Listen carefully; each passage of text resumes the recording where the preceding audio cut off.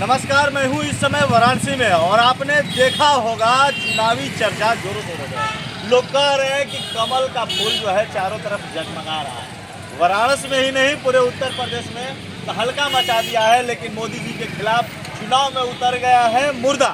मुर्दा लड़ेगा चुनाव, वो भी कहाँ से, तो बनारस से। और किसके खिलाफ? मोदी जी के खिलाफ। आइए मिलते हैं और पूरा जानकारी इन्हीं से। बहुत बहुत स्वागत है संतोष जी। जानकारी मिली है कि आप मोदी जी के खिलाफ चुनाव लड़ रहे हैं, पूरा क्या है मामला, पूरा प्रक्रिया क्या है? जी, सर्वप्रथम आपको प्रणाम, जनता जनार्दन को प्रणाम, लोकतंत्र के चौथा स्तंभ मीडिया को।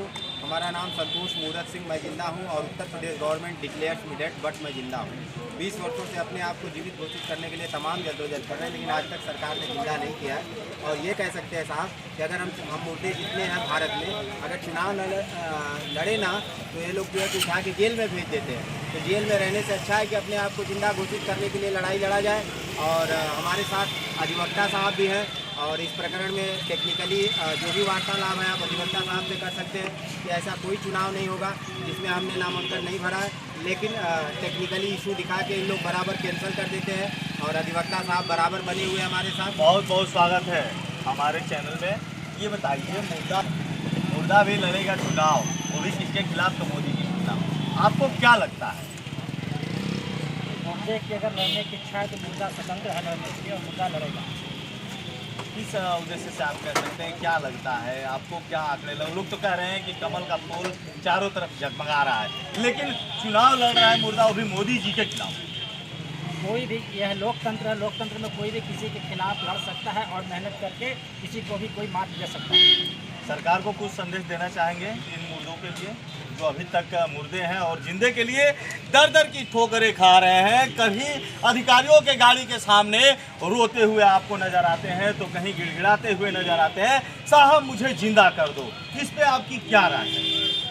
जो व्यक्ति आज तक जीवित के लेकिन मृत घोषित किए गए, ऐसे मुर्दों को जीवित करने के लिए हम लोग लड़ाई लगातार लड़ते चले आ रहे हैं। और सरकार से हम यही मांग करेंगे कि ऐसे मुर्दे जितने भी जीवित हैं लेकिन उनको कागजों में मृत कर दिया गया है, उनको जल्द से जल्द सभी को मुर्दे से जीवित डिक्लेयर किया जाए। बहुत बहुत स्वागत है। आपका हम परिचय जानना चाहेंगे। मैं अधिवक्ता मुकेश मिश्रा। एक बहुत बड़ा सवाल होगा, पहले आप इंसान हैं, आपके अंदर भी इंसानियत होगी, क्या कहना चाहेंगे इन मुद्दों के लिए? दर दर की ठोकरें खा रहे हैं अपने आप को जीवित घोषित, ये थोड़ा मिला के अपने को जीवित घोषित करने के लिए दर दर की ठोकरें खाना, जेल की रोटियां खाना, क्या कहना चाहेंगे आप? देखिए, कहीं न कहीं से हमारे कानून में त्रुटि है। शासन को भी इस बारे में सोचना चाहिए कि किस तरीके से इनके साथ घटना घटी है। और बंदा जो है, हम जब से आए हैं कम से कम नियर अबाउट 5 साल से, तो जब से आए हैं उसको छोड़ दीजिए, 5 साल से मैं बंदे को देख रहा हूँ। मैं जिंदा हूँ लेकर के तकरीर गले में टांग के लटका के घूम रहा है। शासन अपने कहता है कि मैं जनता के लिए, सेवा के लिए बना हूँ, शासन चल रही है, और कुछ भी इसके बंदे के लिए भाई, ये भी तो एक समाज का, इसी देश का निवासी है, नागरिक है और मूल निवासी यहीं का है। और इसके साथ क्या क्या घटना हुई, चुनाव लड़ रहा है, पुलिस के आगे गाड़ी से कूद रहा है, नेता के आगे कूद रहा है, FIR हो रही है, जेल जा रहा है और इसको जिंदा होने का कोई सबूत नहीं मिल पा रहा है। कह रहा है मैं जिंदा हूँ और ये मृतक में घोषित हो चुका है। सारी प्रॉपर्टी लोग खा गए हैं और ये दर दर की ठोकर खा रही। सरकार को शर्म आनी चाहिए, योगी जी को शर्म आनी चाहिए, मोदी जी को भी शर्म आनी चाहिए कि उनके संसदीय क्षेत्र का एक व्यक्ति इस तरीके से दर दर की ठोकरें खा रहा है, भटक रहा है और वो ये परेशान हो रहा है। अगर इसके साथ न्याय नहीं हुआ तो इस बात का ये जो है कि भाई हम इनकी वाहवाही करें, ठीक है, सारे काम इनके अच्छे हैं, भाई इसके बारे में भी तो कुछ जांच हो, इसके बारे में भी तो कुछ कार्रवाई हो, कुछ नहीं होता।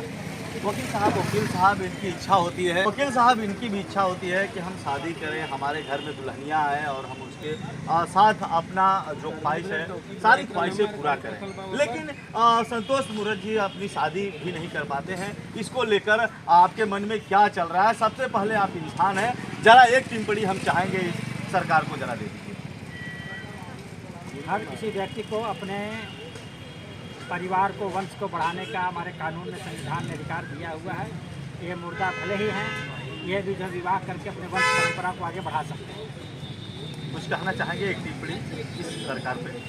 इस सरकार से मैं पहले ही मांग कर चुका हूँ कि ऐसे जितने लोग, इनको जल्द से जल्द इन मुर्दों को जीवित डिक्लेयर किया जाए। संतोष जी, अब तो आपके बड़ी चुनौतियां हैं आपके सामने। मोदी जी के खिलाफ चुनाव लड़ेंगे, फिर आप बहुत से आपके मन में सवाल चलता है। जब मैं मोबाइल का कैमरा बंद करके आपसे जब मैं बात करता हूं, तो आप रो रो के आप अपनी व्यथा बताते हैं कि शाम को एक टाइम भोजन नहीं मिल पाता है।